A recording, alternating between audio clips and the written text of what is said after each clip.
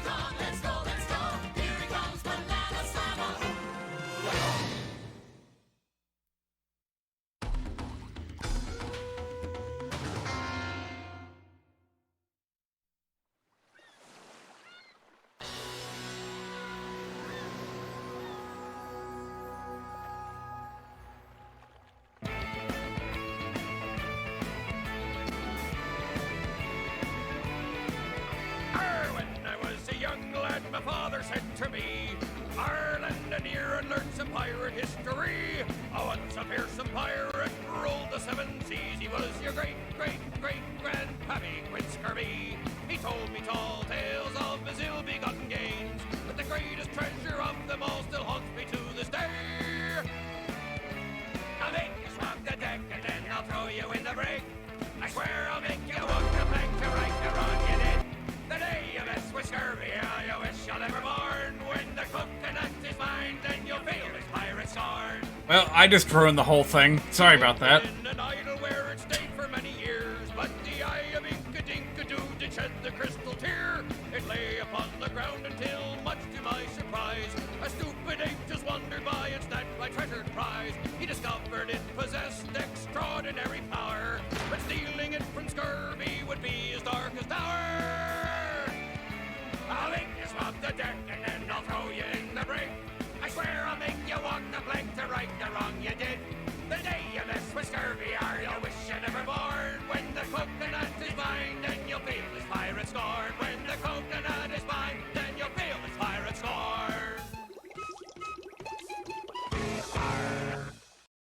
Well, it could not possibly be more obvious what we are getting into today, but boy oh boy, this whole shindig is not cooperating right now. Hold on a tick. Okay, we got a few things going on here. You'll immediately notice that we've got a few differences compared to when I usually stream these sorts of games. First of all, Japanese version, I thought I'd play around with it, see what the differences are. I heard that there are indeed a few. I actually heard that in some ways the game is both easier and harder in the original Japanese release. Also, I think the volume may be just a smidge too high, so I'm gonna go ahead and tweak that if I can.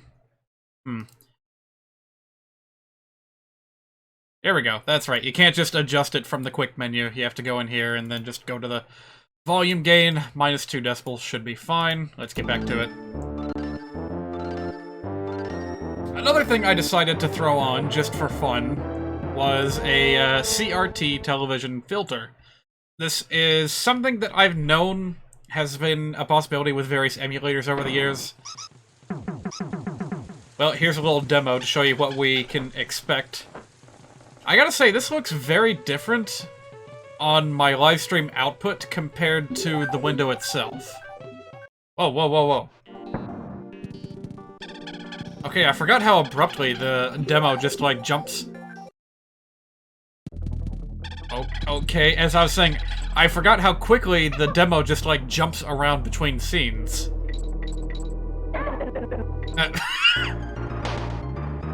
Game over. That was completely beyond my control. Alright, I want to check something real quick. So, like, cathode ray tube filter is a pretty standard feature. Not a feature, it was just a mechanic of how old televisions worked. You know, they had scan lines, they had, like, individual RBG cells, and it appears as though the stream output thing that I was noticing was exclusive to my second monitor. I can't actually see that when I bring it over to my main window, so yeah, everything's fine. Now, you there, hello there. Hello, welcome. I'm sure that you'll appreciate this effect, because back in our day, this is how games were expected to look. You would be seeing them on these crusty old TVs. We didn't have pixel perfectation back in the day. So it's a little bit different. Some would argue that it looks uglier, but others will argue that it is nicer because it is more, you know, faithful. I've never done this before.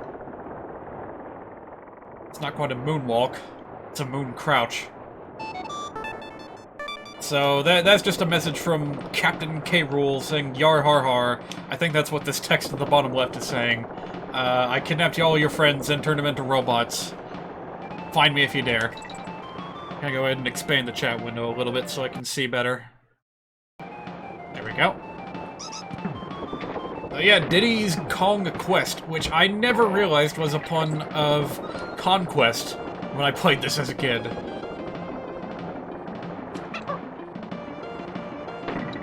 In fact, I hardly ever even paid attention to the subtitle.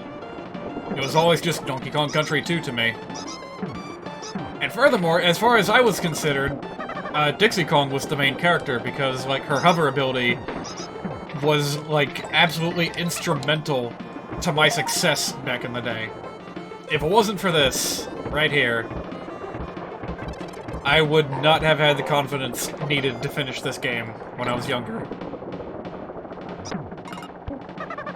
But nowadays, I can understand better the appeal of Diddy Kong. He is very fleet on his feet. The fact that he holds stuff in front of him makes it easier to just run through enemies and dispatch them. So Diddy Kong is very much the speedrunner's choice. He is the expert pick. Whereas Dixie Kong is instrumental in helping new players get adjusted to the game. So it's a subtler dynamic than the power versus speed thing that DK and Diddy had going for them. Which is even more pronounced with Dixie Kong and Kiddy Kong from the third game. But with hindsight, I can appreciate their subtle differences. Oh, fun fact, when I was starting to get this game ready for today, like, originally I was just gonna play the version that they have on the Nintendo Switch Online. That was an interesting little thing that just happened. Nintendo Switch SNES Online Collection. You can play this right now if you wanted to. If you have the online subscription. But I decided against that because I decided ahead of time that 2021 was going to be the year of the ROM hack on this channel. And I figured, you know what? At the last second, how about I find something on romhacking.net, see if I can't spruce up this session a little bit. And I did. What you see here is not the original color set that was used for this level. From what I heard, the guy who threw this hack together was inspired by, like, pre-release promotional material. Screenshots, video footage, things like that. So he basically recreated the palettes from scratch and made new tile sets out of them. And I can appreciate that effort, so this may just be like a facelift of Donkey Kong Country 2, but we're still gonna go with it. Oh, I didn't even need this little rope set here. I could have just fluttered all the way to the end.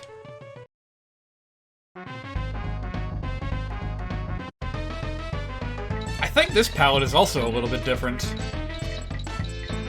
for the main brace. You know what? I don't even remember the name of this level, but I'm gonna say that it was supposed to be Main Brace Mayhem. Because, of course, now all the text is in Japanese. I would have tried to fix that, but ultimately it does not matter all that much. This is not a game with a story that you need to worry about. Here's a cool speedrunning trick you can do if you wanted to give that a try. Yeah, a lot of places in this game you can just skip over if you know what you're doing. Okay, that didn't work. Yeah, these guys on the ropes have always been a nuisance to me. It is, of course, possible to defeat them, but very difficult.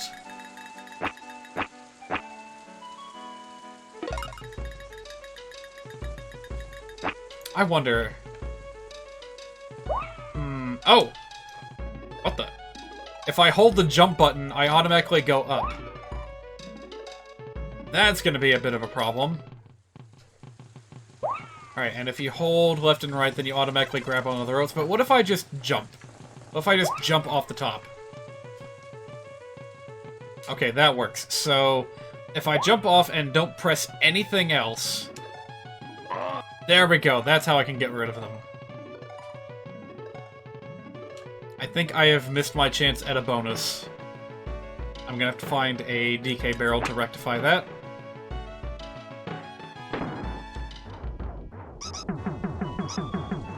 And one of the biggest things that I miss from the first Donkey Kong Country game that somehow didn't make its way back here is the steel kegs that you can pick up and throw against a wall. This is like the only game in the original trilogy to not have them. Also, this area does not seem to have a function. Maybe there was a 1-up balloon and it flew away. I don't know. Oh, actually, isn't there like a secret you can get up here? Yeah, wait. Nope, that's just another shortcut. Oops. Off to a great start so far.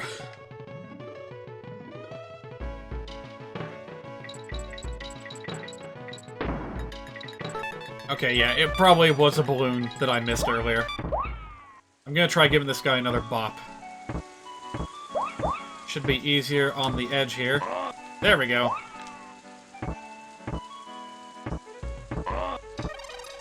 Now I get what all the fuss is about. These ropes have shadows on them, I just now noticed. Like, you can see the rain getting darker when it goes behind the ropes. Never noticed that before. Yeah, you know what? If I wanted something to make me, like, think about the visuals of this game a little bit more than usual, this is definitely the way to do it. Combination of palette swap and CRT filter.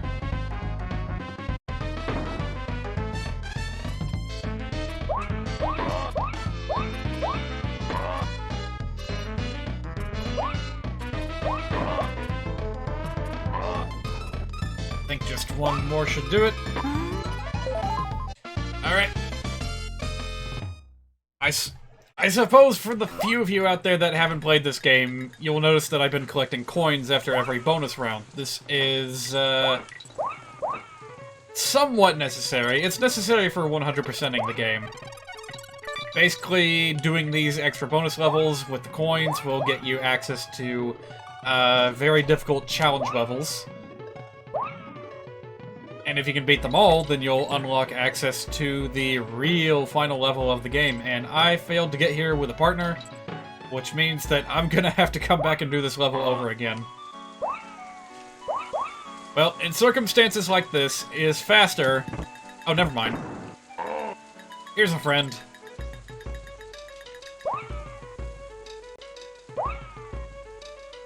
Alright, there should have been like a hook or something over here that I can grab onto. No? Okay. Yep, almost had to die and restart for this one.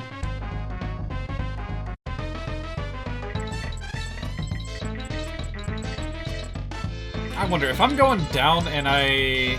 Okay, never mind.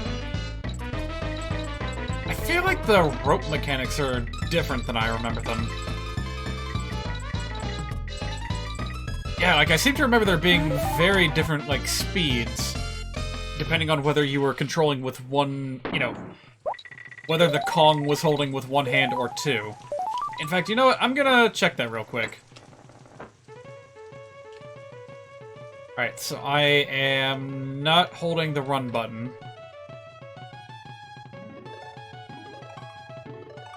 Yeah, this seems to be the same speed. Up and down. Huh.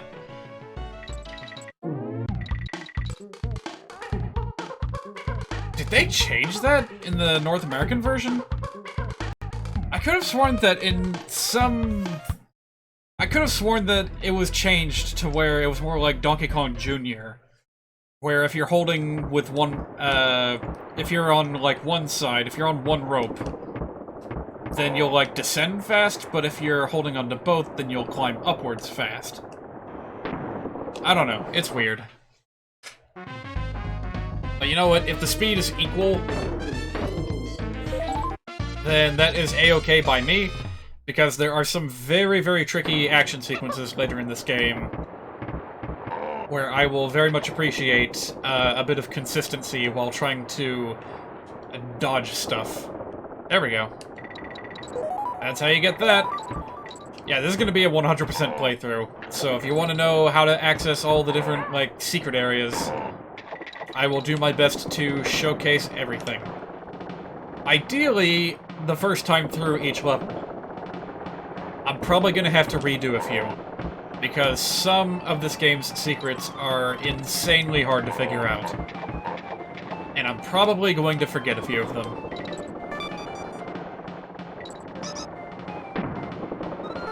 I did replay Donkey Kong Country 3 on the Switch SNES collection very recently, and I was disappointed by that game. It is such a poor follow-up to this. At least they tried, but man. That was back in the days when you could expect a sequel to a game, like, within 1 year of the first release. I miss those days. Nowadays, sequels are spread so far and few between. Like, Breath of the Wild's sequel, Legend of Zelda Breath of the Wild, that's gonna be... Oh, here's a quick trick I can show you guys. That's how you can defeat them without any, like, additional help. Just throw your partner at them. I don't think that's a very well-advertised feature, but yeah, you can just throw your partner to attack in this game, and it works.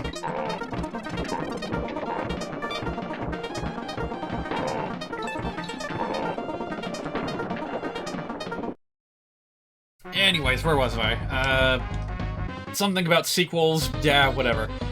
Point being, Donkey Kong Country 3 felt easier on the whole. It definitely had some challenging segments, especially in the final and second-to-last worlds. Oh, hi there. I didn't see you up there. Man, I remember when I was a kid, I was so adamant about finding secrets in the most unlikely of places that with, like, gaps like these, I would just use Dixie and float down into the abyss, hoping to find something.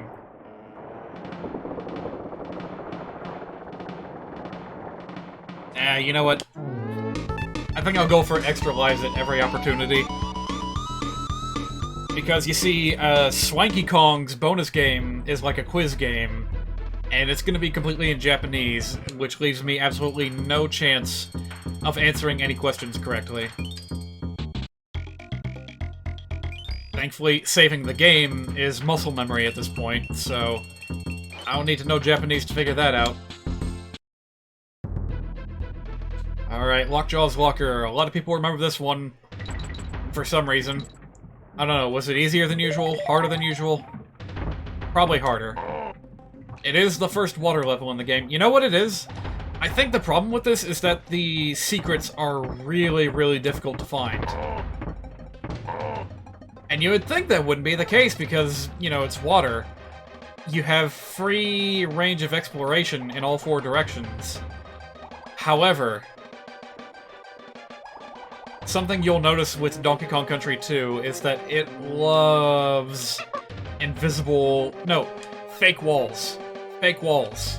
They're everywhere in this game. Alright, I'm thinking, yeah, there's something hidden up here. No bonus room, though. So I'm gonna keep looking, make sure I didn't miss anything. What the hell? Okay, I might have actually just hit a warp barrel. Okay, I guess we're doing that level over again. I did not even know that was there. I'm not sure if I've ever taken that warp barrel before, but hey, if you're a speedrunner, there you go.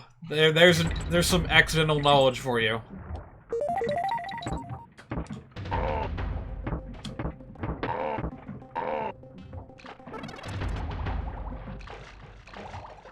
Alright, I'm still pretty sure that there's a secret to be found, so I'm gonna keep looking.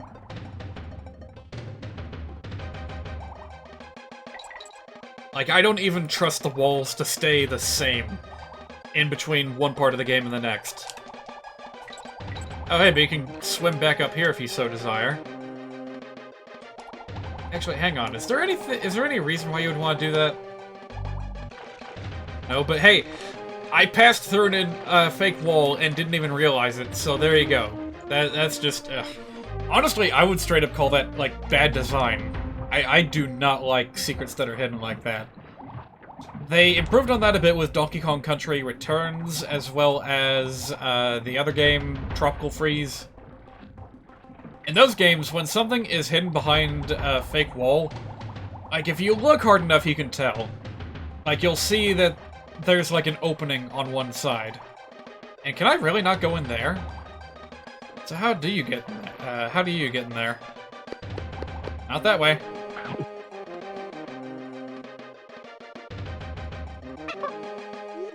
I'm almost willing to call this a Jape secret. Because seriously, I do not see how you're supposed to get in there. Can't punch through it. Can't swim into it. I'm pressing every available wall space I can find. Yep, I remember this driving me nuts as a kid. Not being able to figure out how to get in there. I thought there was some kind of awesome secret that I was missing out on. Like, look at that, it clearly goes down, so what gives? You know what, I'm gonna look it up real quick. You guys can enjoy this tremendous music while we wait. Alright, Lockjaw's Walker. Let me see what the hell's going on with this.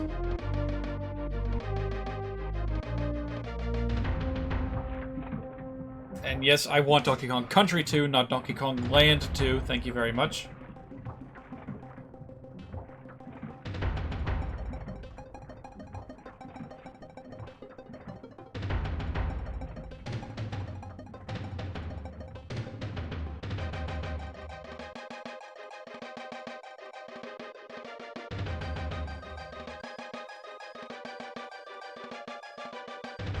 Okay, nope, I have no idea.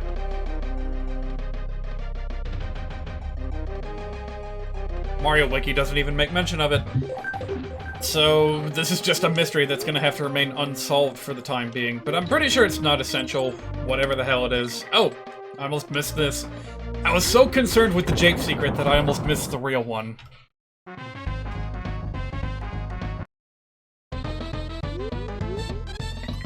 Oh, right. Maze.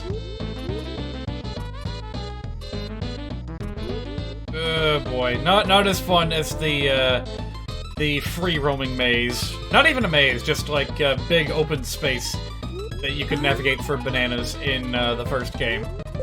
I think as long as you're aware that the exit is in the, you know, northeast, then you're fine. You'll get there eventually, and I'm pretty sure there's multiple ways to get to the exit. So it's not all that bad.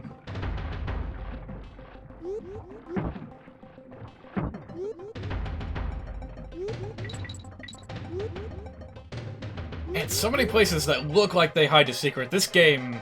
No, this entire franchise has, like, conditioned me when it comes to, like, hunting for little pixel secrets in games. And despite that conditioning, I still missed a whole lot of stuff when I played Donkey Kong Country Returns. Like, that has some devilishly well-hidden stuff. Although, some of it is, hidden in the sense that you are hunting for, like, bananas to pick up. Like, if you find a certain formation of bananas and collect them all, then you get the prize. It'll just appear out of thin air. I feel like they could have done that a little bit better. Like, I know that a secret's a secret, so you want to withhold some information from the player, but at least give, like, some vague indicator. Ugh, excuse me. Found myself yawning real bad there. I didn't get a full session of sleep before I started today, unfortunately. Kind of a necessary evil if I want to live stream on a Monday. But it's fine. I'll be sleeping again in no time. Okay. There's an important secret right there. Once you pass those Shuri starfish, you gotta make a super lunge with On Guard, or just, like, do a hover jump with Dixie. Actually, is there anything up there? Nah. And that's how you get the DK coin. And let me just... Wow! I didn't expect to be going so fast in the water. Yeah, how... Wow! This also seems way faster than I remember. I think I'm gonna have to load this game up Yeah, like, load the English version up to make sure I'm not going crazy.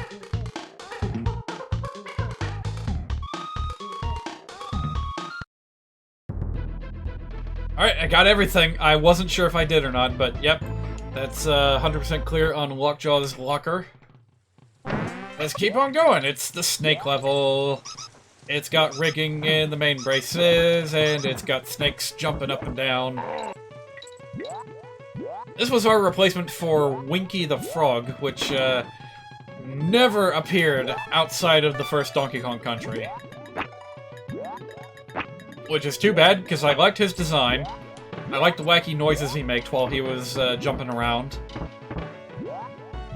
But ultimately, it was for the best, because he had a really, really strange hitbox.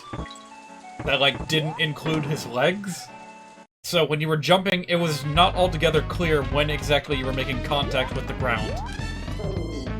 Which is kind of exacerbated a little bit by the fact that these Donkey Kong Country games, in all their 3D glory, have a bit of, like, buffer ground between the scenery and the actual ground. So, you know, where exactly on the horizontal plane of this, little crow's nest thing here, where exactly is the solid ground? Well, it turns out, it's not even a straight line. It's an arc. It's an upside-down arc. Maybe it would be easier to demonstrate by walking instead of hopping. But yeah, that's... I mean, it makes sense if you think about it in a 3D space, which I guess is what they were going for, but it can be... Oops. It can be a little difficult to work with sometimes.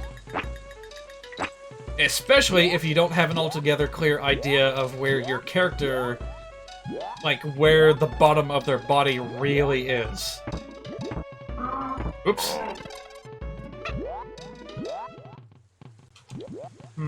Actually, how am I gonna break that?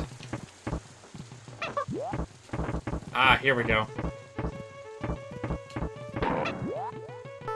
Nice.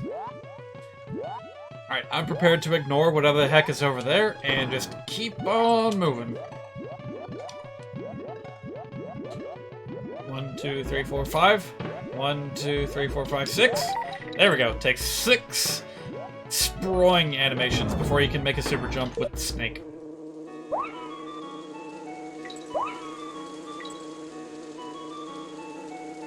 Is there anything down here? Oh boy, what a mistake that was. I've already been here. Well, I guess I may... What was that? Hold on. I have an idea. Okay, that's just a case of sprite loading gone awry. There's officially too many things going on this screen, and so Mr. Snake Man was not able to appear on time. I suppose I could do this just with the Kongs, and it would be fine.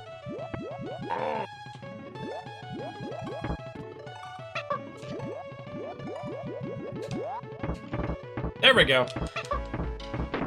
I'm finding all kinds of ways to get through this faster. And look at that, I even broke the save thing again.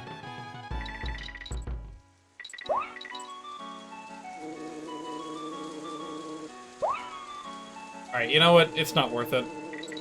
Let's just keep moving.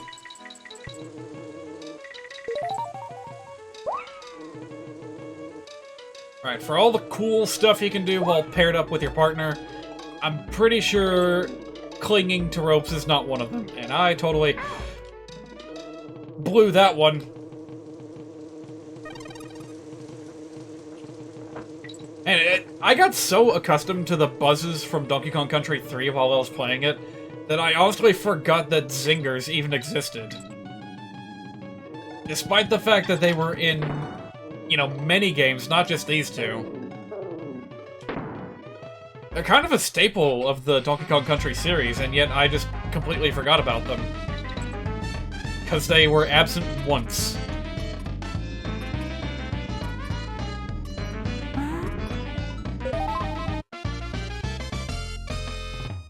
Alright, I'm thinking once we finish with World 1, I will... Gads, there's that yawning again. I will find a place to save, and take a very quick peek at the English version, and see if I can spot any differences. You know, I'll go through to Lockjaw's Locker, and that'll be it. Well, that'll be it for the English version, and then I'll hop back over here, do some stuff in World 2, probably not finish it. We'll see how the time frame looks. If I find myself, like, yawning non-stop, then, yeah, it would probably be best if we just, you know, wrapped it up. 1, 2, 3, 4!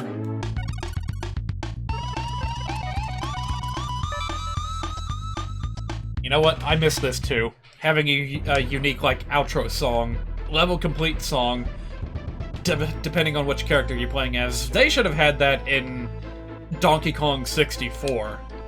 Because they went through the effort of giving every Kong an individual instrument. Here's a quick little secret. It's not much, but, actually, no, it really isn't much, because the coins do not matter to me in this playthrough. We don't need them for anything besides, like, Funky's flights and, saving our game, maybe. That's pretty much it.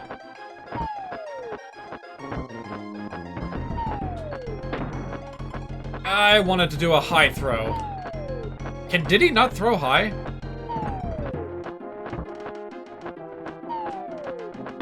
Oh, maybe, you know what? I think I'm doing this wrong. Yeah, maybe you just can't throw the eggs high, period. Alright, well that's what I get for trying to do something fancy.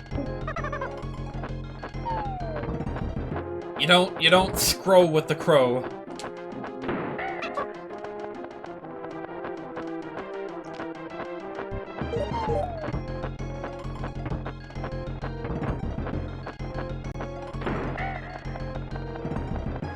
I wonder if you were expected to use the crow's nest to, like, dodge the attacks that come your way. Like, in case you missed the egg. I was always under the impression that you basically had to catch the egg. But, you know, I guess you've got a little bit of leeway.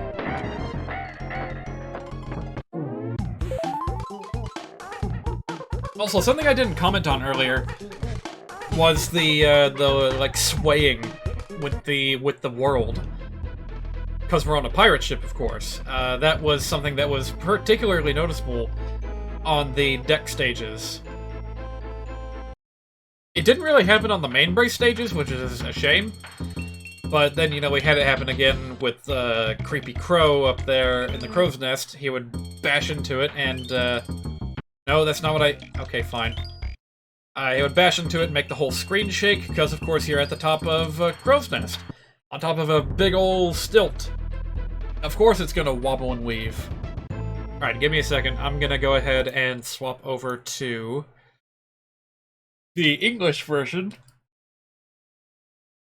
Ugh, jeez. Stop yawning. And we'll see if there is anything noteworthily different.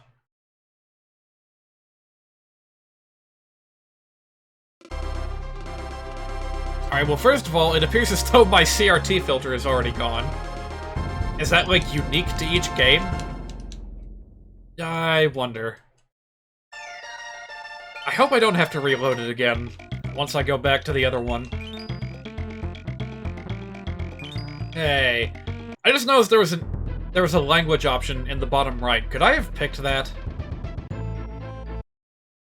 Alright, well anyway, let's go ahead and burn through this real quick and see what notices we difference. Let's see, it looks pretty similar so far. Feels about the same. I'm going at such a fast pace that I might end up, like, reaching the exit before the melody has a chance to kick in. Not gonna bother with Rambi.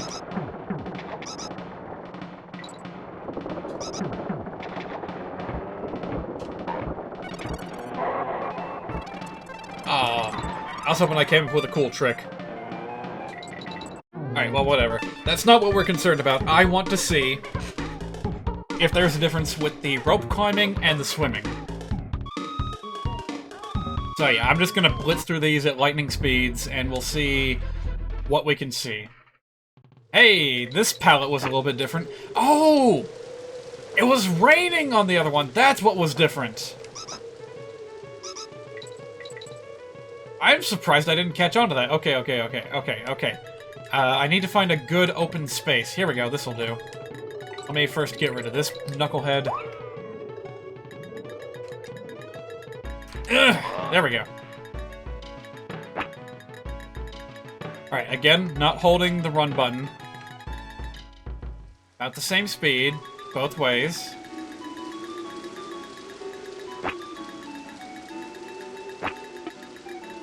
Holding the jump button in the English version does not make you automatically ascend. That's interesting.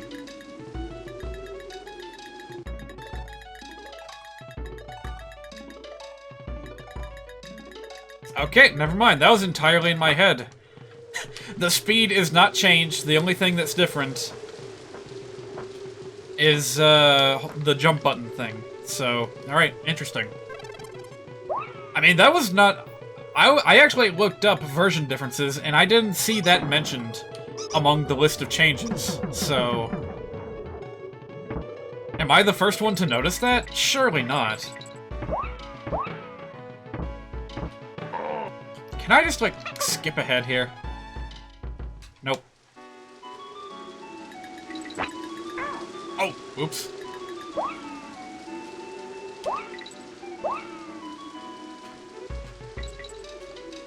Oh, well, there we go. Mission complete!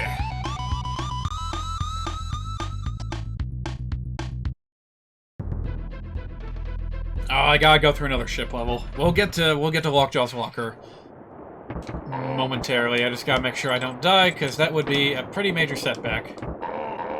Bonk, bonk!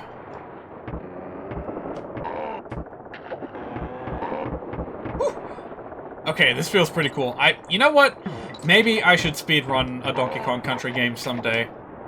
I think it could be a lot of fun.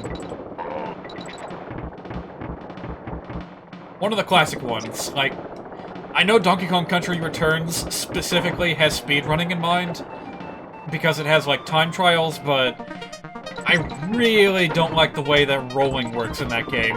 So, on the whole, it just feels sluggish to me.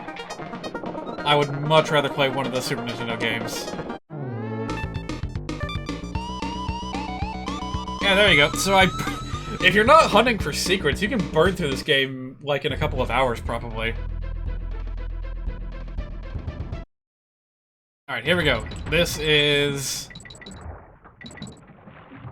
Wait, what was I gonna check? Oh, right, swim speed. Like, the swimming appeared to be, faster in the Japanese version. And I don't know if that's a thing or not. It seems like I can still go pretty fast.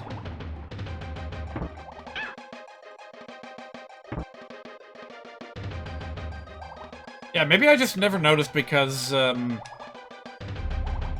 know, typically in these underwater levels, you do not want to go fast. Because you never know what's going to be waiting to ambush you. But, yeah, I'm pretty sure you can still go pretty fast. I'm gonna try doing what I did in the last attempt and, like, roll into the water and see if I, like, carry my momentum with me. Let's see, this might be a good place to try it. Or not. I wish that little stingray was not there. Oh yeah, you still keep your momentum. You still go fast. I wish there was, like, a better place to test that. But, like, half water levels are pretty rare in this game, honestly. Alright, anyway. Back to what I was doing before.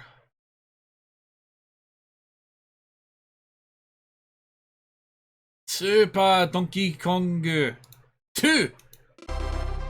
Okay, yeah, I have to turn the shader back on. Dang it. That's gonna be hard for me to keep track of. Alright, so for anyone that's wondering, I was using something that came bundled with RetroArch. A shader in the CRT folder called CRT Royale. Just Royale. None of the other, like, additions or anything like that. And by additions, I mean, like, suffixes.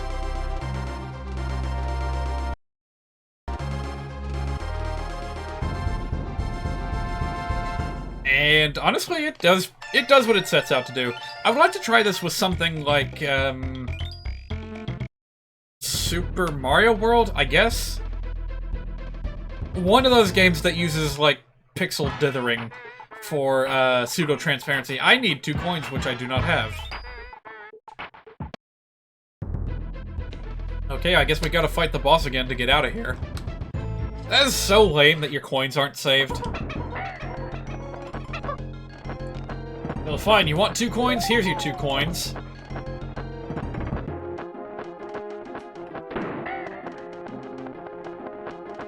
Yeah, monkey money, easily the least important out of everything. And, wow, I just let that happen, huh? And I almost let myself get knocked in the head by that crow, but I picked up the egg at the last second, so it's fine. It's kind of neat how this battle almost serves as a tutorial as to how the Kongs hold things differently. And how you may want one Kong over the other, depending on who you're fighting.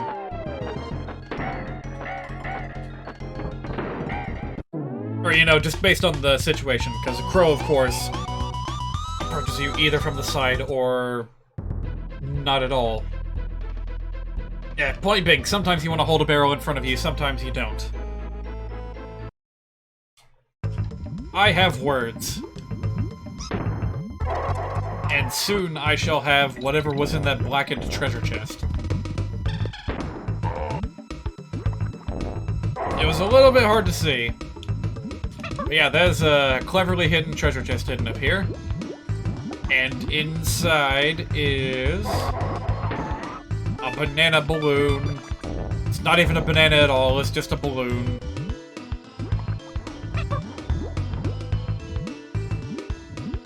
Ooh. That, like, lava flow effect in the background looks pretty neat with the CRT filter on it. Yeah, it's like fading into itself. I like it. So this... the supposed animation happening in the distant background, like behind the volcano tiles, that is not actually an animation. That is simply back-to-back palette swapping. Yeah, it's a very cool trick that old games used, especially with water effects, to simulate the movement. When in actuality, all that's happening is that pixels are changing different colors. It just looks so good. For the time, anyway. There's actually a website out there, like, a single-serving website dedicated to that effect. And it has some really cool demonstrations of what happens when you push that technology to its limit. In fact, maybe I should just show you guys what I'm talking about. Let me see here.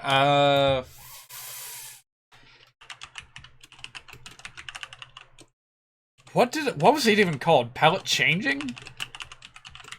I'm sure I'll find it here in a second. Color cycling, that's what it was called.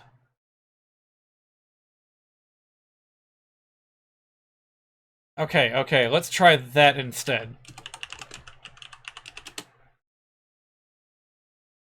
Effect games, no. Maybe? Medium.com, DeviantArt, no. Not DeviantArt. Here we go, okay.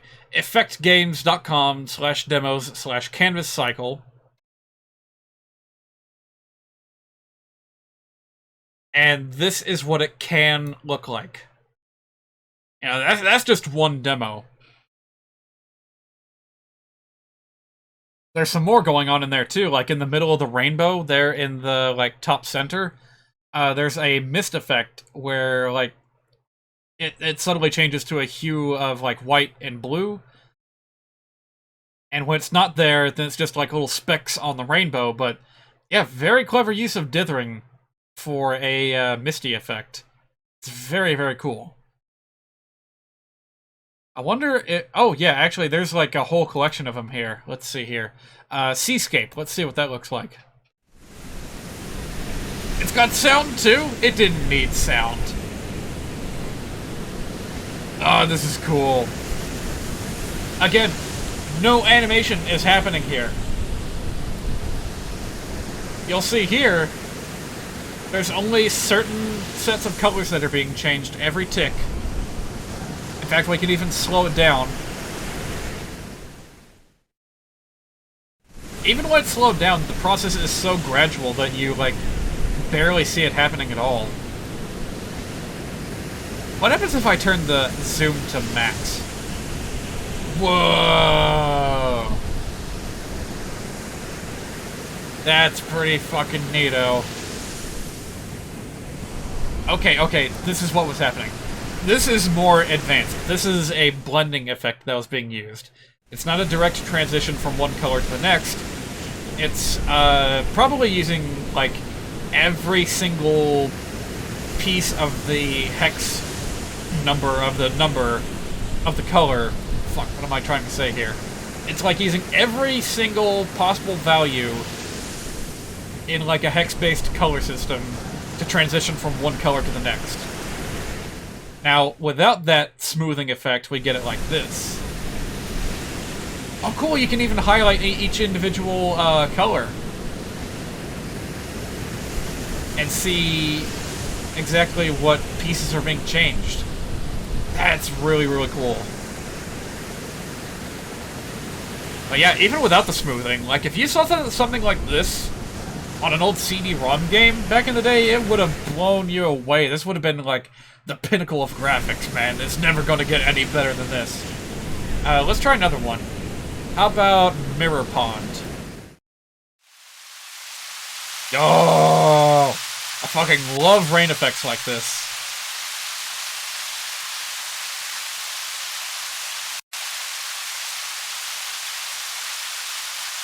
Yep, every single pixel has its own, like, color value that's being changed over time. And again, this is without the blending. This is what it looks like with blending. Fucking seamless. And that looping sound is a little bit annoying, though, so let's go ahead and turn that off real quick. What else we got in here? I think they have multiple ones of these, but at, like, different times of day. Let's see, Water City Gates. Let's see what that looks like. Ah!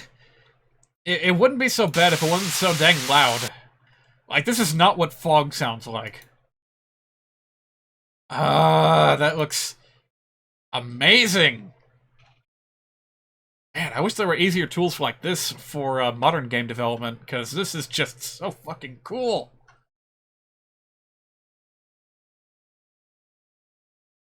What else we got here? Rough Seas. Hang on. I think the sound was failing to change because of the way I had it set.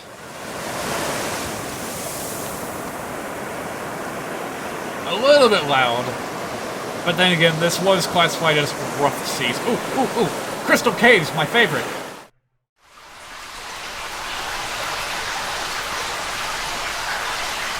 I wish it wasn't so loud, but damn is this cool. Oh, and by the way, here's that pixel dithering effect that I talked about before. Right around here in these pools. It might look better with a blend? Nah. It would look better with a CRT, though. Like, CRT screens are where dithering works its magic. And it just kind of automatically blurs the image between whatever colors you're looking at. So this would have produced, like, a pretty believable transparency effect. Maybe it would look better if I didn't have it zoomed in. So, I don't know, that might look even worse. Alright, zoom back in. There's a haunted house. Haunted castle. There's probably gonna be fog. Nope, more rain. It's always rain. because rain looks really fucking good with this effect. I don't know why they called it haunted, though. There's nothing really spooky about this, is there? Jungle waterfall. Oh, we've been here already. How about Aquarius?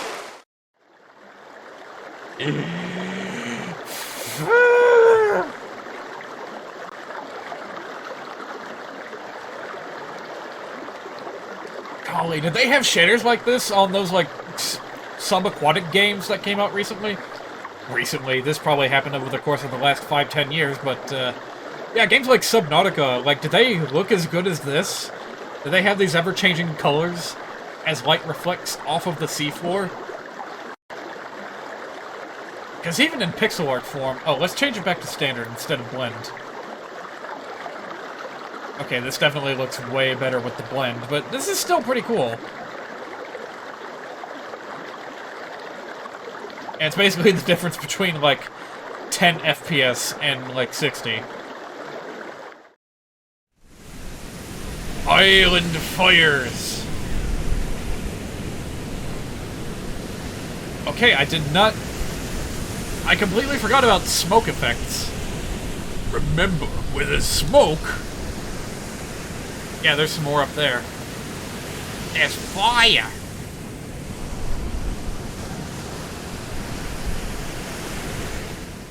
This is taking me back to when I, like, played Myst. Imagine if fucking Myst got a remake. And was, like, constantly animated and had all this cool shit going on at all times.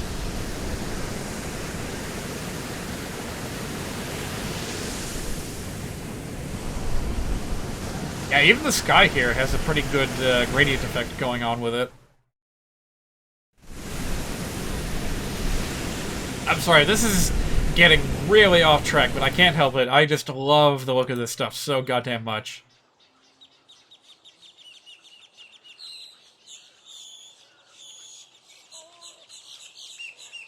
Yo, look at this ripple effect! Look at this ripple... Oh, you can't see it. Look at this ripple effect around the edge of the reflection. That is so cool looking. Alright, so again, if anyone wants to check this out, you can find it at effectgames.com/demos/canvas cycle. So if this is just one part of a greater website, then what's the actual website for? What is effectgames.com? Let's find out. Oh. Well, Effect Games is not in service any longer. The stuff we just saw was just a demo that was archived. They also have a Mario demo, a platformer tutorial, a Crystal Galaxy demo, whatever that is, and something called Absorb. This is all open source MIT licensed. So I guess I could come back to this someday and check it out for my own purposes if there was anything that I wanted to repurpose for my own sinister intentions. So, yeah, I got way off track, but that's what's going on in the background of the backgrounds here in Donkey Kong Country 2. Hope you liked my TED Talk. Here's another thing that I want to talk about. Echoes. I don't know how the SNES handled echoes, but clearly it's not always present. No, that's not even an echo, that's like a reverb effect. So I guess they had it for some of the background music, but not all. And if it's not available for the BGM, then it won't be around for the SFX. It makes sense. So say hello to what may be one of the most interesting partner characters in Donkey Kong history. Squitter the Spider, who is not okay with jumping on enemies. Oh, I shouldn't have done that.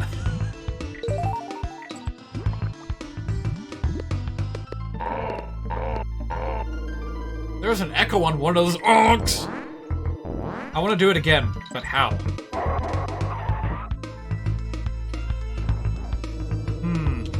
Well, anyway, so there's a cool thing up there that I am missing out on because I lost my spider friend. And honestly, I don't think I'm gonna be able to get back up there, so down we go. Let's try again.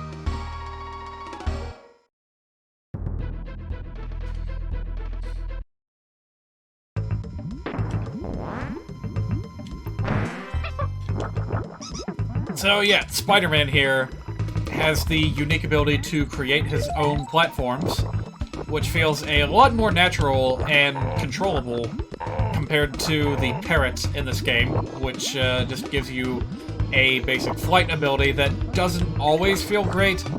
Hitboxes can be kind of wonky sometimes.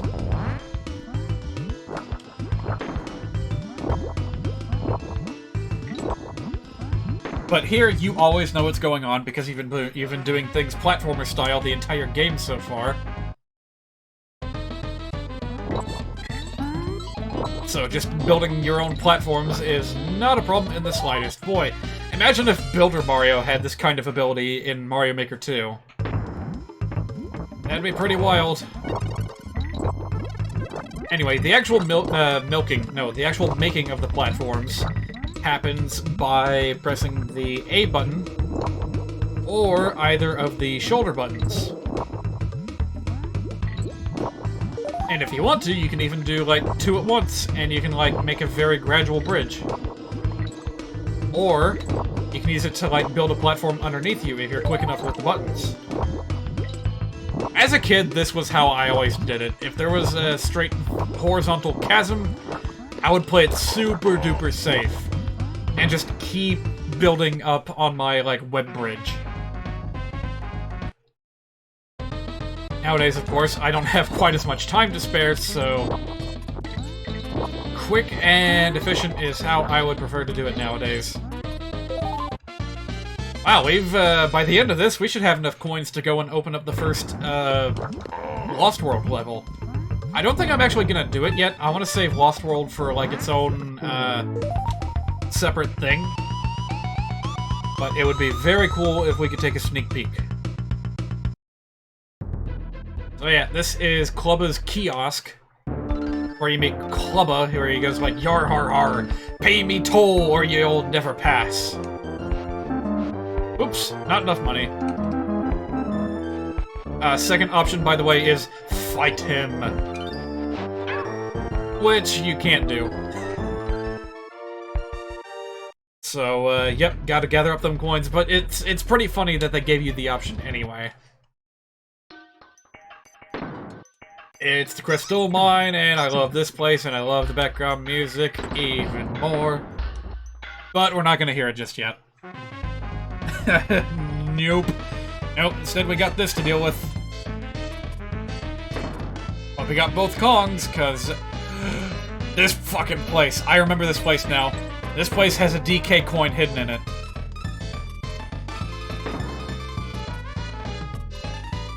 So, I might be going back and forth here a lot.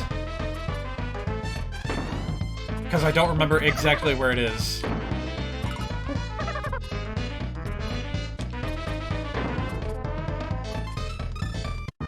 Yeah, I'm gonna try that again. It may have been in the first area. And you know what? I might actually be, like, completely mistaken, and it's not, like, here at all.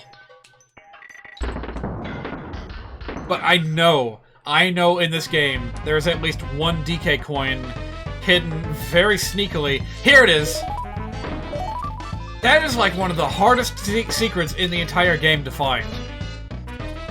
Because it's like an unwritten rule that you don't hide shit in the bonus levels. And they just straight up broke that rule here. I'm gonna look up other LPs of this game and, like, get people's reactions to when they found this for the first time. Because it is completely outrageous that they would expect you to discover that on your own.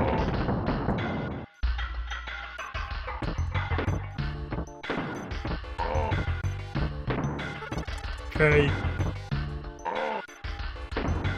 Alright, well now that that's out of the way, shouldn't be too hard for me to track down the other bonuses. Wherever they may be. this does not feel good. So many times, the bonus is, like, not really a bonus, and all you get for your trouble is a banana coin. Which, like, again, you don't even keep them after you save your game, so, like, what's the point?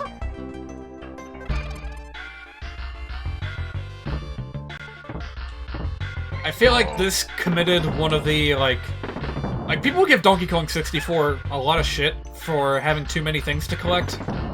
Especially things that, like, don't serve much of a purpose. And they're just there to be collected. The Nintendo coin and the Rare coin come to mind. They exist only as glorified keys. Ooh, got them both! Nice! How do you like that? Oh, I don't like that very much, though. Hang on. There we go. But yeah, I would say that these banana coins, and to a lesser extent the bear coins in the sequel, definitely started that nasty little trend.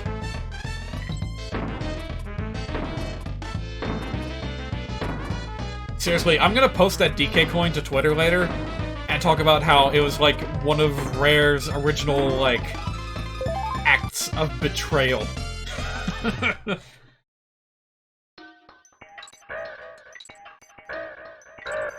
Alright, I wasn't sure if you could just plow through those with a roll. I never tried it before because it didn't seem safe. But, gee! That was weird.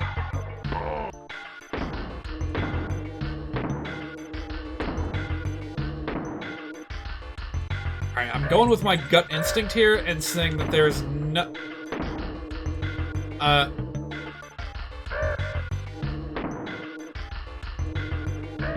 Boy, the camera just did not want to cooperate there.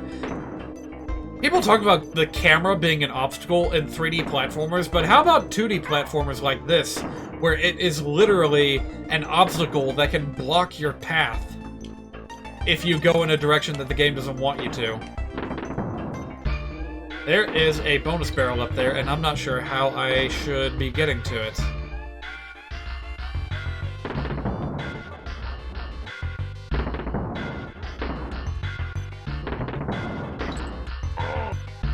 Okay, that was a bit of a leap of faith.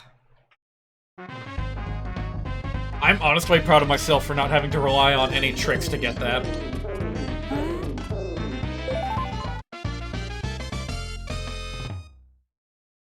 Also, funny little thing I just thought of. You guys may have noticed there's a few, like, clusters of red stuff on the walls. For the longest time, I thought that those were just, like, lights. I thought those were like Christmas lights or something, just stuck to the wall. No, that's dynamite. This is a mine, after all, so they just got, like, haphazard little stacks of dynamite piled into chests, strapped to the walls, ready to blow at any time. Whoop. God, yeah.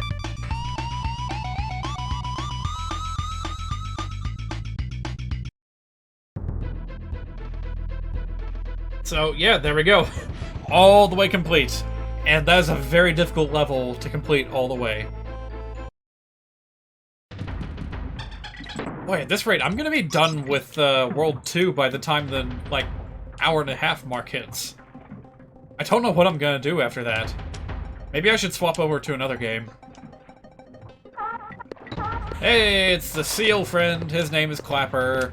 He has ice in his belly, and you can make him spit it out to cool down anything up to and including an entire body of lava. Video games, why not? It's kinda cool. Because it is cool, because it is ice, and that is a funny joke that I just made. Laugh!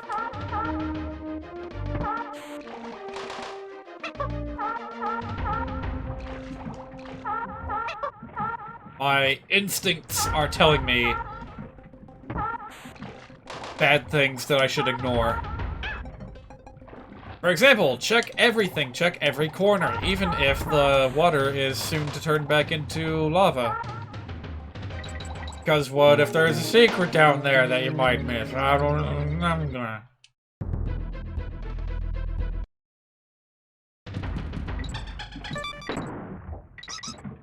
Oh, bananas.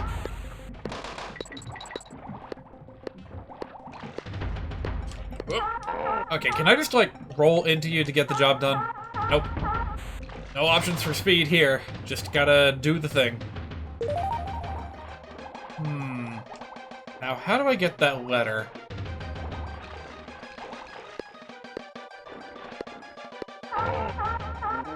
Ah, I probably have to approach from this side. Oh. Never mind. No secret passage necessary, it's just there.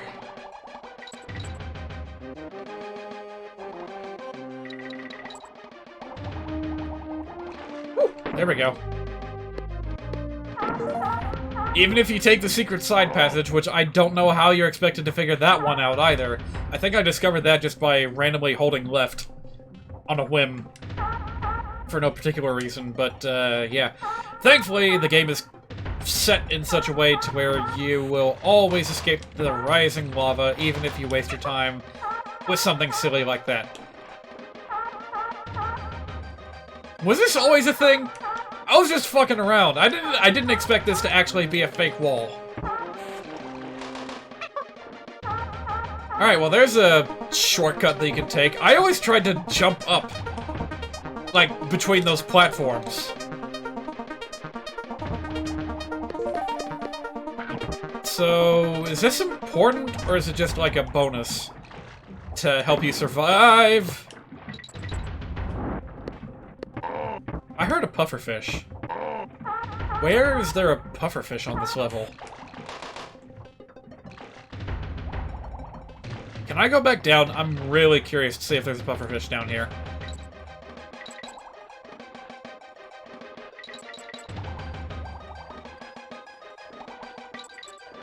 Wasting a dangerous amount of time here.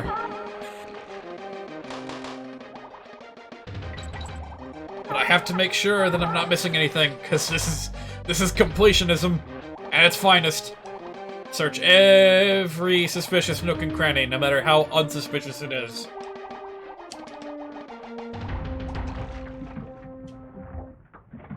Like, seriously, why did I hear a pufferfish sound? Alright, hang on a second.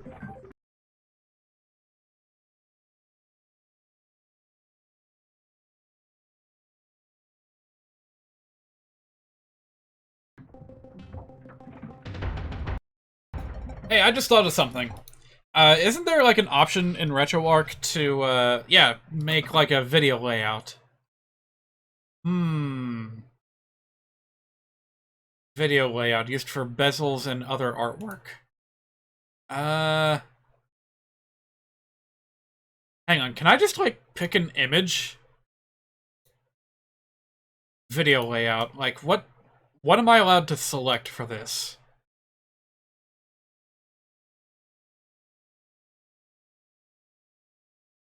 Well, I can't just pick an image, so I really don't know what that's a... Fucking, of course I would quit out of RetroArch by accident. I was just trying to exit the menu! Oh my god.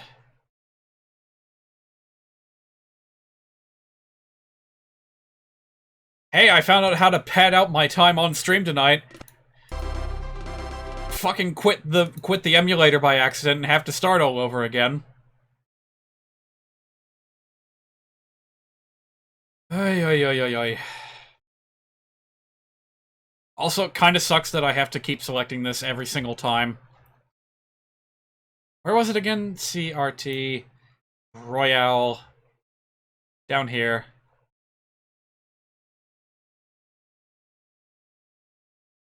So yeah, can I, like, just save this as a thing? Modify, shader passes, apply changes, save. Like, I don't need to save the preset.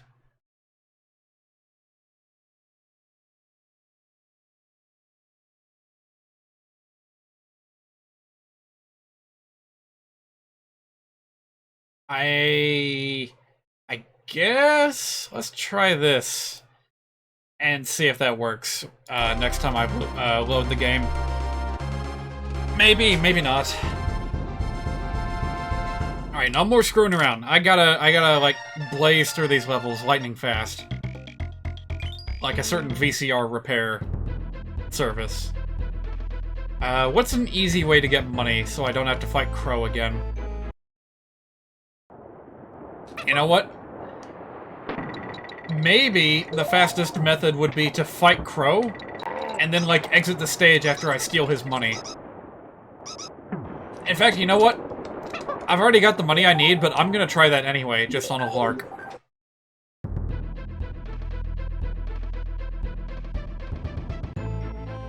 Stealing from birds, the easy way. Got your money, and I'm out of here.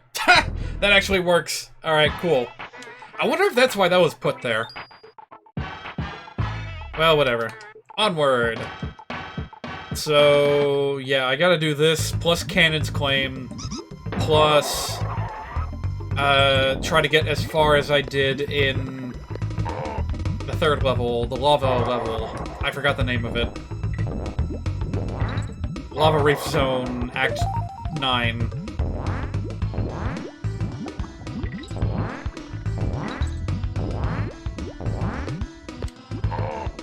Well, this game was made for speedrunning, so let's see how effectively I can do that. While also collecting things. Don't bonk them. Use the chest. There we go. Yeah, this is gonna be the real test, is to see how quickly I can finish these minigames. This one's not hard. They are tedious sometimes, however. Man, I wish I hadn't done that. I wish I hadn't closed out on the emulator. Ugh. Hey, I just had an idea. I use Discord. Should I, like, update myself to show that I'm playing a game on Discord? Let me see here.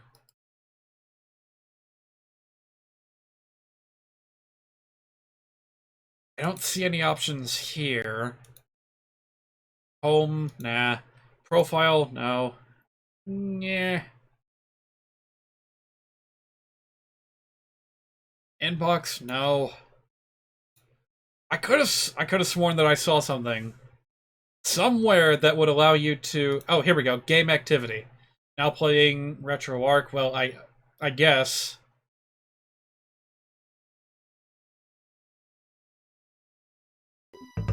Okay, whatever. It doesn't matter. Oh! Did I miss this before? No, I think I got it. That's like a reward for people that already know how to swing webs. They'll be like, what happens if I use that ability straight away? And that's what they'll find. Oh shoot, I can't fire web platforms, and I can't shoot while I'm bouncing on things like that. Good to know.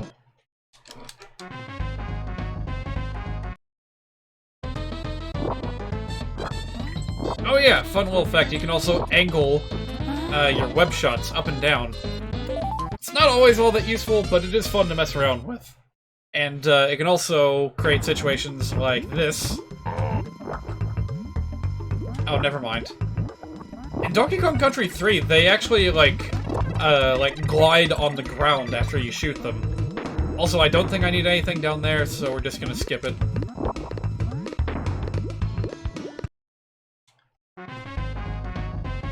So you can get to this bonus area without the spider, but I'm pretty sure it's impossible if you don't have him. So that's funny to think of, to get that far. And then, well, nothing.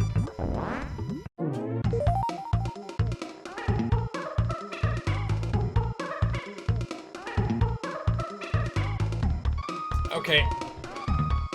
I've always wondered about that. That's a different pitch than what Diddy Kong usually beatboxes to. So, like, what gives with that? Alright, you're not tricking me this time. We're getting that DK coin immediately. I don't even remember what they're for. No! And if you jump too early, you gotta do the whole thing again.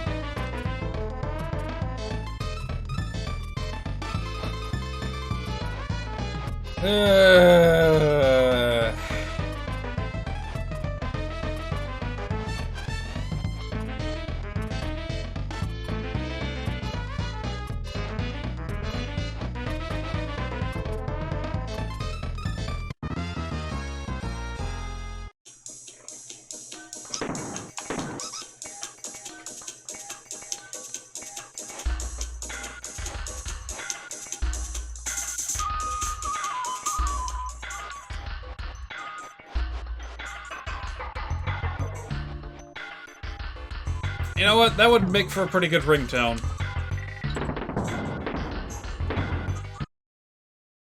So hey, if you play, like, audio on, like, bad quality audio device, like from the speakers of your phone, can it get still, like, copyright claimed? Dear God.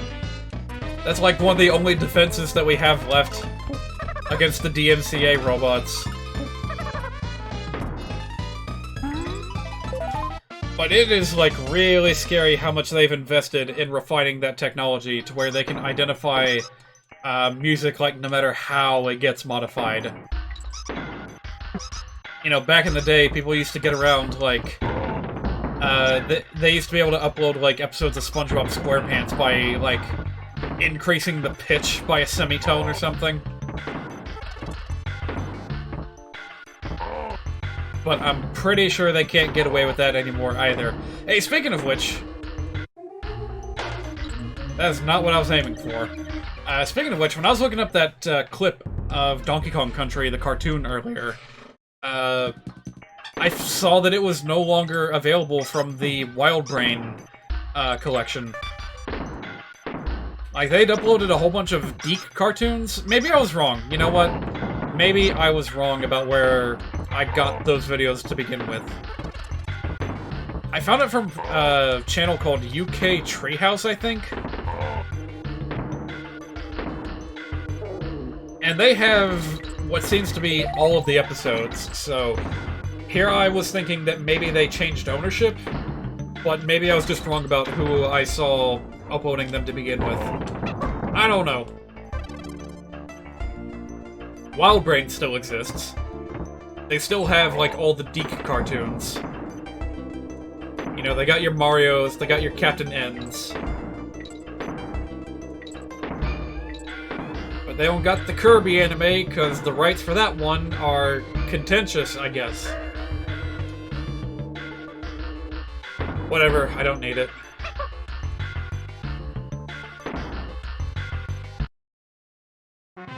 Yeah, that's a weird thing in and of itself. Like, the music specifically, it always comes back to fucking music, doesn't it? Fuck music copyright law, alright? But anyway. Yeah, apparently the legal state of the music in Kirby the anime is, it's such hostile ground that Nintendo, like, couldn't port that music anymore. Like, that's why Checker Knights is no longer in the, soundtrack of Smash Brothers. So, like, you can't listen to it on the Battleship Halberd anymore. At least I think that's the case. I'll check later, but... Yeah, to cite another example, there were a whole bunch of songs from Kirby Air Ride that got ported to... Hey, there's a shortcut. That got ported to Kirby Mass Attack. They weren't direct recordings, they were just, like, sequence covers of those songs. Stuff like Sky Sands and Frozen Hillside. Magma... place name, I forget the name.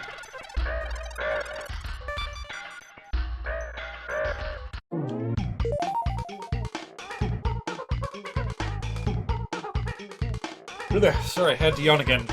Magma Flows, that's what it was called. Yeah, those all got adapted in Kirby Mass Attack, but not Checker Knights, because Checker Knights appeared in the anime, and that makes it special and illegal or something. It seriously is just so stupid to me, the way that copyright law is handled with music. And then, of course, you have, like, Latin auteur situations. where, like, all the major Square Enix games had their soundtracks covered by this dude, this one dude, who decided to be a real asshole and, like, preemptively take all the copyright content, like, take all the credit for himself, so that the automated systems would rule in his favor whenever a dispute was brought up.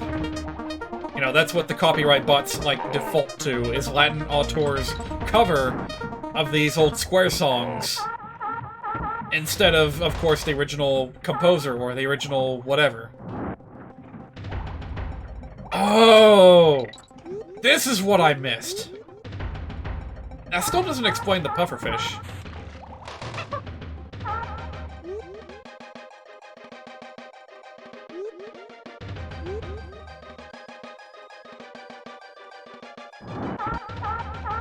Why do I keep hearing a goddamn pufferfish? What? Where did you come from? That was... Wait. Were those there before?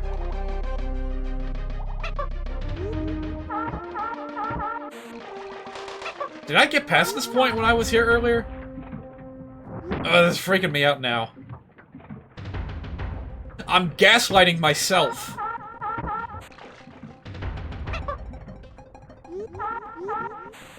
Alright, yeah. Seal does not mind if you give him a gentle poke on his backside. It's fine. No, it's not an issue. Alright, we're gonna have to be quick here, because ice refills are going to be hard to find. I think this is what I want.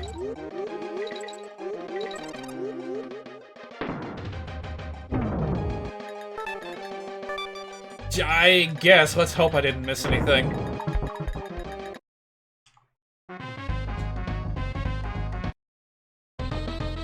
Oh, well. Back with the fish again, going up and down through the pufferfish maze, bumping everything that I run into. It's not all that much of a maze, is it? I was talking with a friend of mine the other day about the idea of, like, lock and key upgrades in games. And that doesn't really have anything to do with what I'm talking about here, does it? Because, like, they sometimes lock stuff behind animal buddies in this game. But their abilities come first, and the things that they grant you access to come second. There's no reason for me to be up here, or is there? Hang on, what if... This is so out of the way. Oh, nope, nothing. Sorry, nothing. What about over here? There's a treasure chest full of bananas, but I can't take them. My curiosity is gonna get me killed, but I got some money anyway. Here we go. Fucking hell, this stuff is reheating real quick. Yo!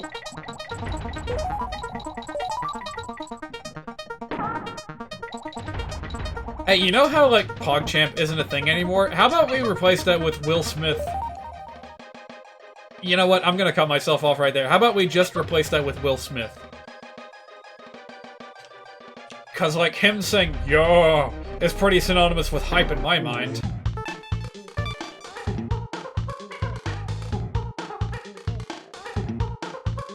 It's rewind time. It will never be rewind time. I'm not turning it on for this game. I don't need it. I can complete these challenges by myself. I'm a big boy.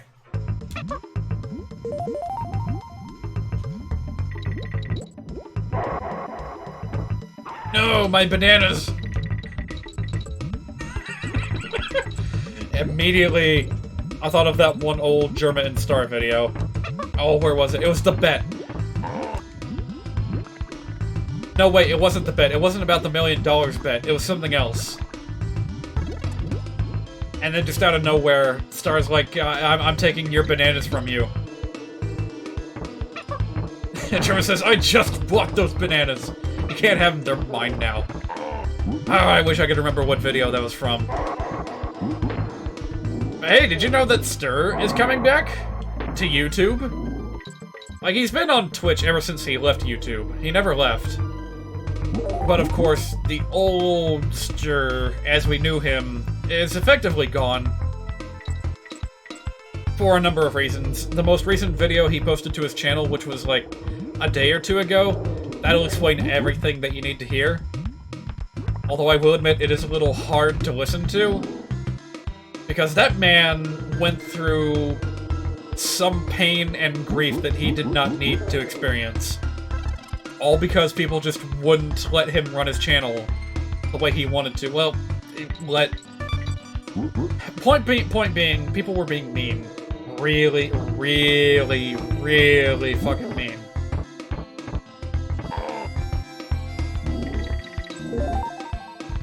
You know, he would be putting a lot of effort into his videos. Like, the YouTube statistics is one matter. Like, you can't win when it comes to, like, YouTube numbers. Stuff will be popular for the dumbest of reasons. You don't really have control over what people like and what people don't like. But,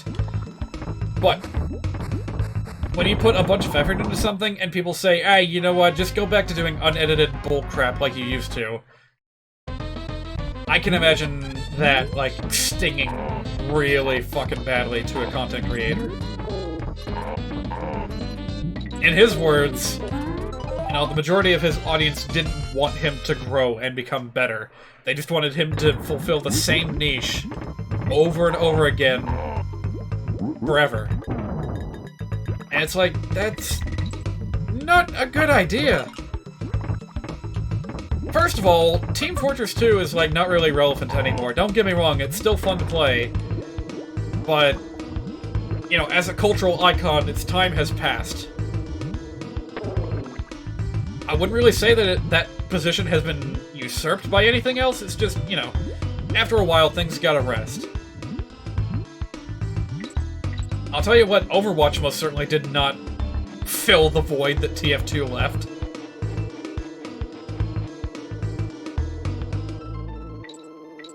And don't ask me, Stir admits it himself. Says that changing over to, like, being so focused on Overwatch was, like, a mistake for his channel. And how do I get that? I think I was supposed to, like, take a barrel with me or something. Oh, I almost missed that.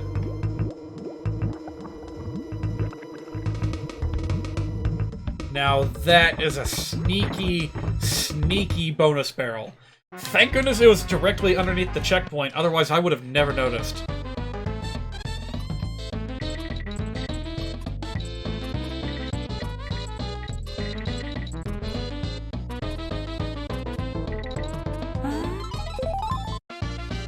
So anyway, where was I going with this? I guess long story short, Star is back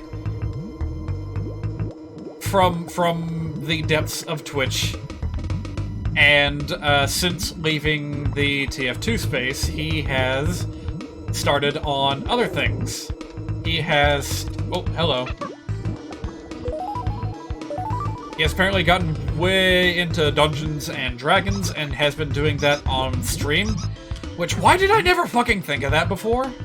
D&D with live streams, it makes so much sense. Like, one of the biggest obstacles to D&D is, like, getting people physically present. So if you can cut out that part and just have people gather online, well then what the hell's stopping you from forming your own, like, you know, dungeon party? Especially if you got all kinds of cool apps to simulate, you know, things like die rolling. You know, automatic, like, checks. Like, that could be something I could get into. I'm genuinely interested in seeing where, Star is going to take his channel in the future. Because if it looks fun and doable and easy enough, hell, I might even get into, like, Twitch, D&D stuff. That sounds like it would be a lot of fun. I have no idea where I would start. I have no idea if I'd try to, like, make my own thing or just jump in with someone else. But golly, it would be, like, a dream come true if I could, like, get together a group of people I used to know and play D&D, like, for real.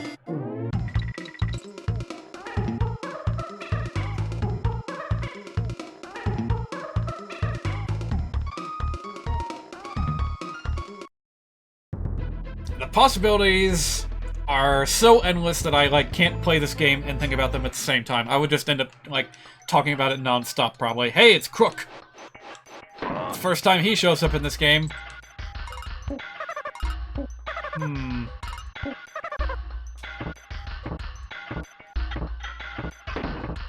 There we go. Wait. Oh, it's another warp.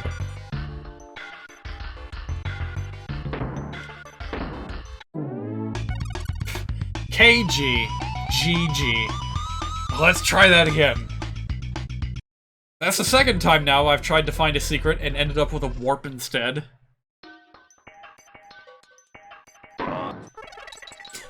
What a goofy little design for that Kremling, by the way. Just this little guy in a big-ass overcoat with hook hands, but, like, no regular hands, so he just throws the hooks at you. It's so goofy, and yet it works so well. Like, look at him. Look at that tiny little head of his.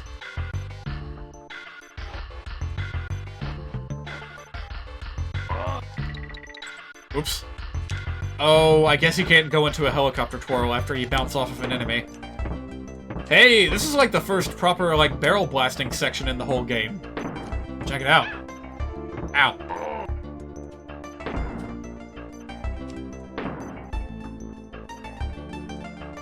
Yeah, it's not the easiest thing in the world. But man, they certainly held their fire on this, didn't they? First game had barrel blasting pretty early on in the World 1. What about Donkey Kong Country 3? I can't remember anything off the top of my head.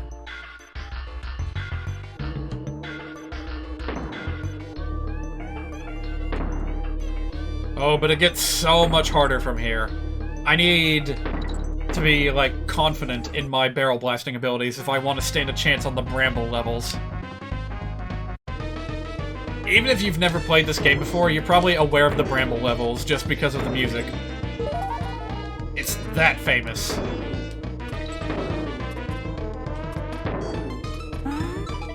Snake, you know who that is? There probably isn't a single person alive who doesn't know who Mario is. He's that famous. Fuck, I miss Paul lighting. But you know what? I do have a vague plan to play, like, Metal Gear Solid The Twin Snakes for Halloween. I don't know how committed I am to that just yet, but that's just, you know, a stray thought that I have floating around. Is to do the Twin Snakes. I know Vinny is playing Twin Snakes right now. I was a little bit saddened by that, because that means that, like, every day I check my YouTube feed, there's gonna be a chance that Vinny is gonna unwittingly spoil something from Twin Snakes for me. Oh, there was probably something really important in that Dixie barrel down there. But I can't find a DK barrel. And pretty soon it's gonna be too late, because, like, the camera's gonna lock in place. Yep, just like that.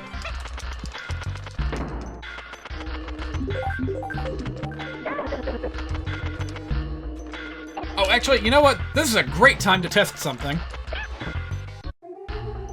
Huh.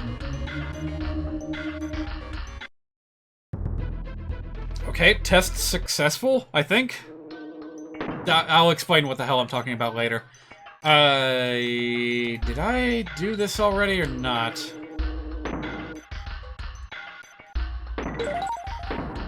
Okay, well, that's what the Dixie barrel was for. Okay, maybe I can get away with not having to use Diddy for the tall barrel if I can just find something to bounce off of, or if I can find a high place to float from. Oh, that's not gonna cut it. How about this?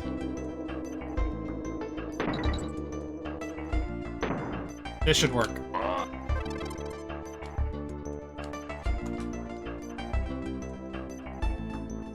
Aha! Alright, there we go. Where there's a will, there's a way.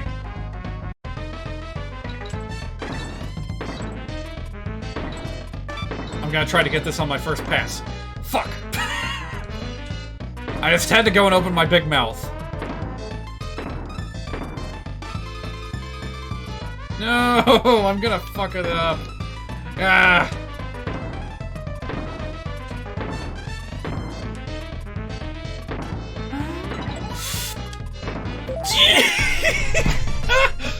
Oh, I shouldn't be feeling so, like, clutch crazy over something like that. Because I could have just retried. But fucking hell, man, there's nothing like beating a challenge at the last possible second. Alright, Squawks, this was his first ever appearance as a playable creature pet friend. And he fulfills that role pretty well. He can fly through the air when he needs to, and stretch his wings out just for you. Spit out his eggs just like a gachapon, and fly away so we can have some fun. There's a secret hidden around here somewhere. It involves you going off-screen when it doesn't look like you can do so. In fact, I think it might be over here behind one of the crooks.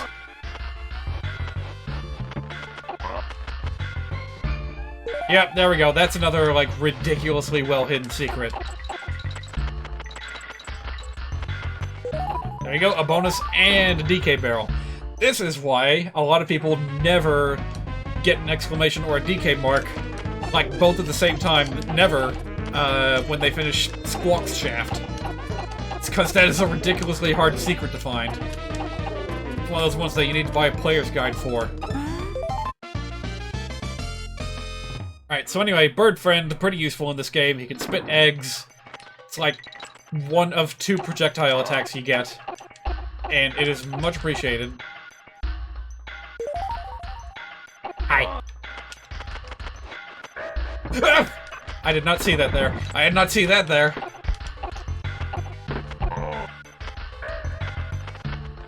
Yeah, take advantage of the little bounce you get when you hit a ceiling. You can use that to take out some enemies before they can get to you.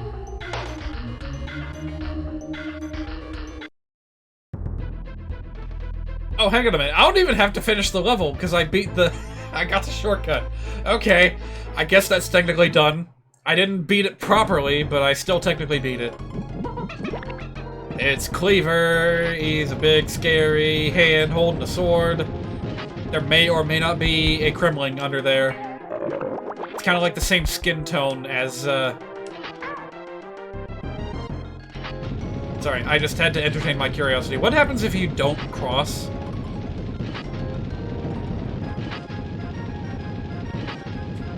Well, I guess you gotta go eventually.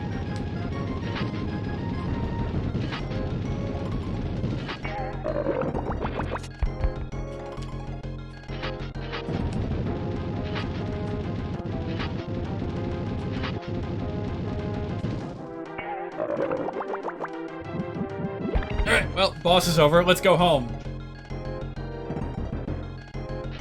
Ah, of course it isn't. That sword had a soul inside of it. Or something. Why am I glad I still have Dixie? This would be a bit of a pain otherwise. Especially since it's easier to go after Cleaver when you can bomb him from underneath. I keep using that word, even though I've, like, never said it before. Bomb.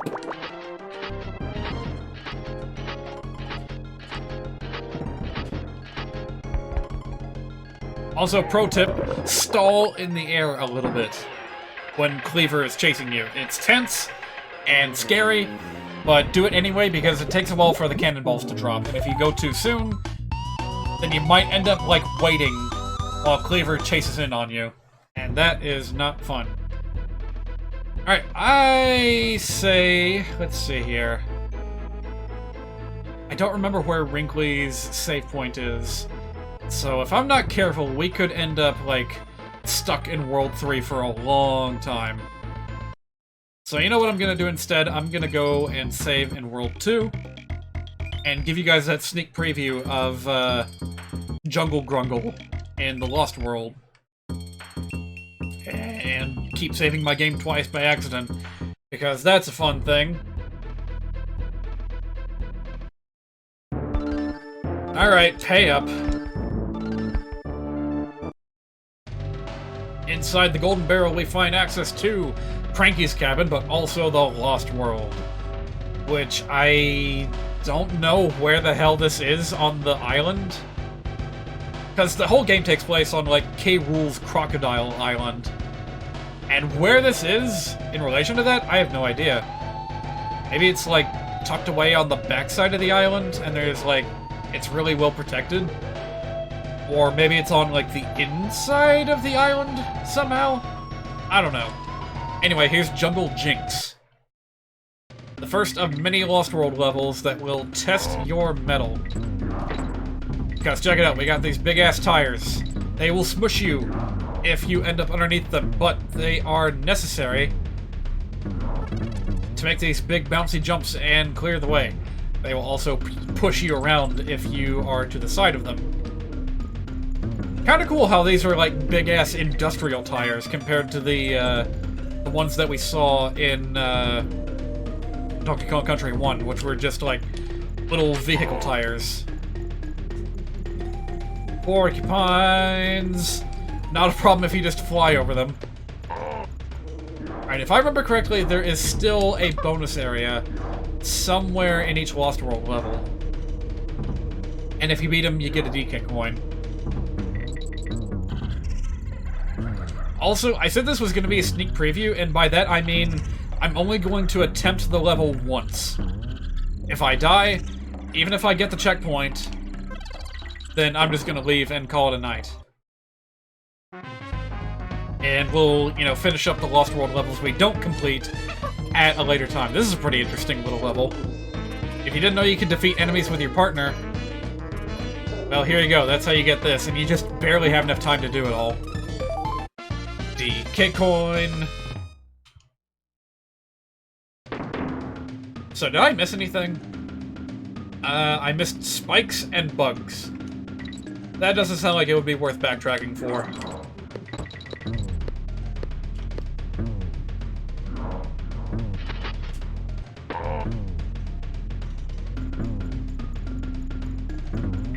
I took a guess. I guessed correctly.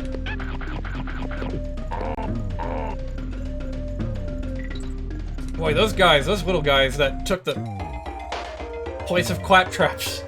I was trying to remember what they were called. It's, like, they never have satisfying names, in my opinion. Like, once you use claptrap as a name, and that's pretty much it. You've got the best name ever. And anything beyond that is pale in comparison. But I think in this game they're called clamp-ons. Ugh. No, I don't think I like that one. And in the third game, they are called crimps. And then they just went back to claptrap for every game after that.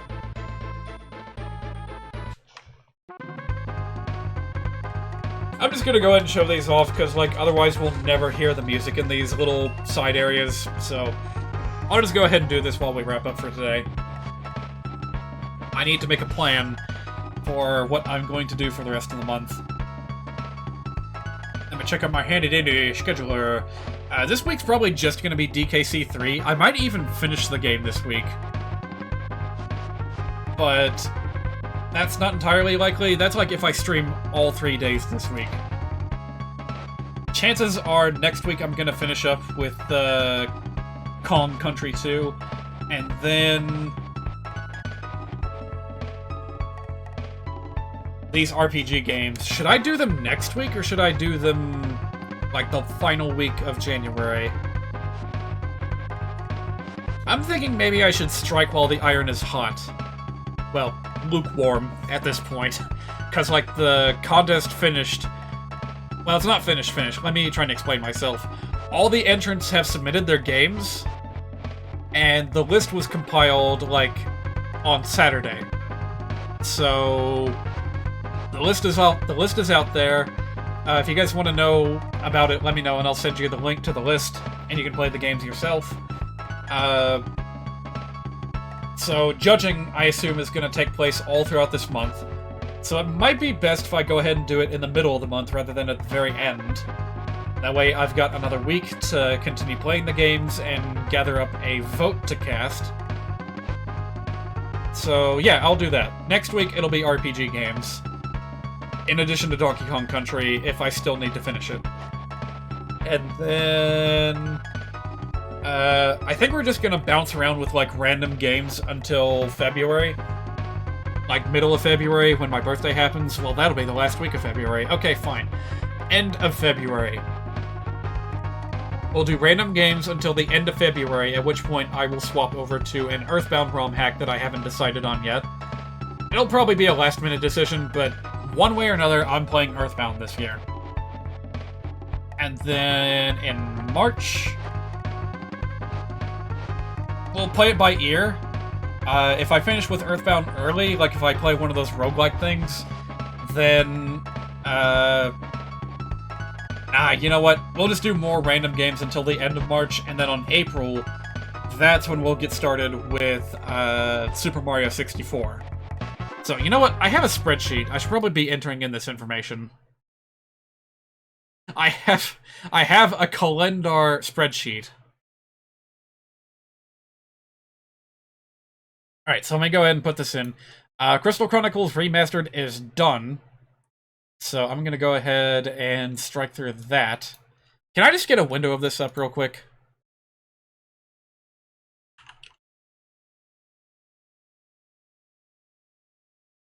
Yeah, there we go. Thank you for automatically detecting what I wanted, computer. I don't know how you're doing it.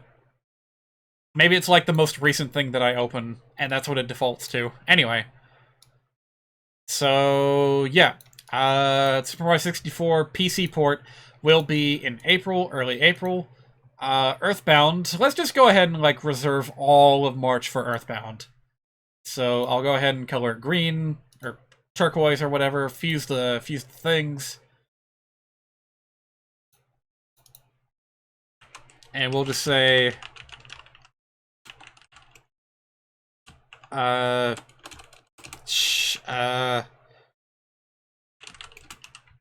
hack to be determined. Okay, there we go. So, Earthbound will be there. We are in the middle of January, so I'll just go ahead and open this up for Kong Country. DKC2. And I guess for this whole section, it'll just be, you know, random games. No, it'll be... Fuck, it'll be the RPG games. So, unfuse. Here, this will be it. RPG, how do I do a line break? God damn it. Okay, yeah,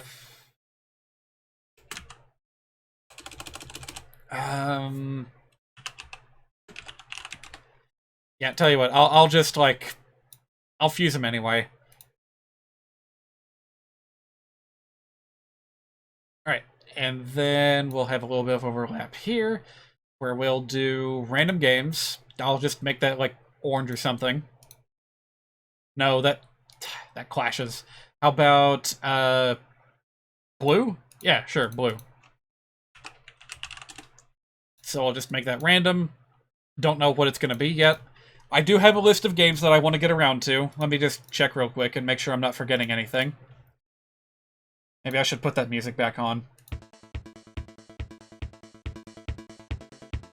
Okay, so, Super Mario World, that is something to consider. There are, like, limitless ROM hacks out there, but I have a particular one that I have some strange attachment to, called Mighty Yeah. It's Japanese language, but it's got all kinds of wacky stuff going on with it, so I might show that off a little bit on stream. No guarantee that I'll finish it, because it's pretty fucking hard.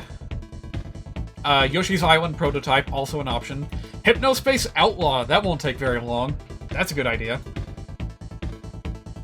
What other short things can I burn through? That's pretty much it for now. So, I'll have to come up with more ideas later. This little interim period here, I'll just do another random block.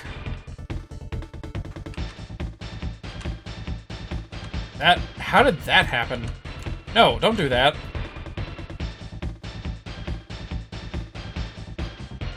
There we go. Okay. So, what else? After April... What happens after April? That would be a good time to start on an RPG of some kind. We'll have a little bit of overlap here, and we'll do, like, Super Mario 64 one day, and then RPG another day. So, somewhere in the middle here, we'll get started on... let's reserve, like, a whole month or so for... Maybe even longer if I need it. We'll reserve this time for... I got a choice between Paper Mario Master Quest and Pokemon Prism. I think those were the only RPGs on my list, but they're pretty substantial ones, so... I'm gonna put both of them.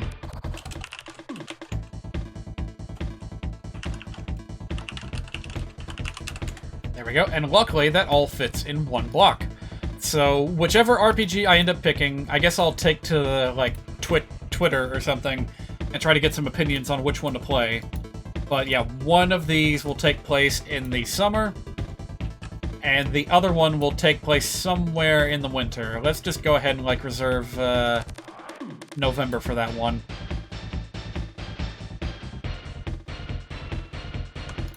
There we go. So, whichever one I don't do in summer, I'll do in winter. And then we got a lot of spaces to fill in between then and now. Somewhere near the end of the year, maybe even like the very end of the year, I will hopefully have finished with my Fire Emblem Sacred Stones ROM hack, and I'll be able to show you guys what I've been doing with it. And what else do I have in this list? Minecraft. Minecraft will probably happen sometime in the summer as well. Mega Man 7 and 8. Mega Man 7 and 8 have Famicom demakes, which is not exactly a ROM hack, but nevertheless, that is something to consider. So we'll just leave it at this for now. We got a whole, like, half the year covered, so I think we're good.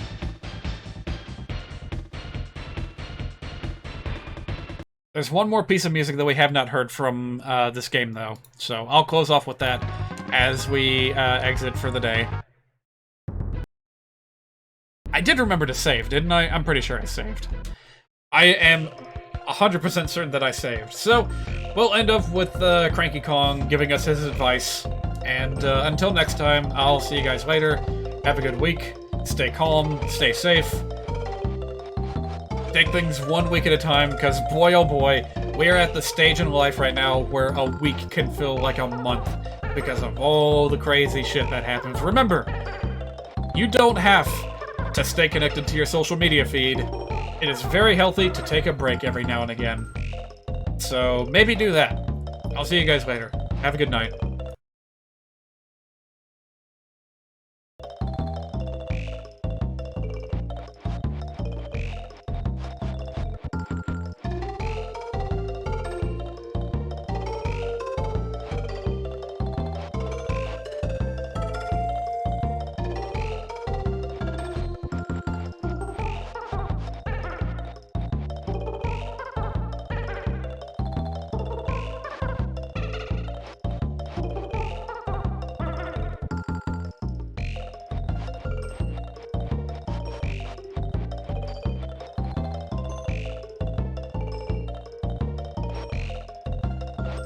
Ba ba ba.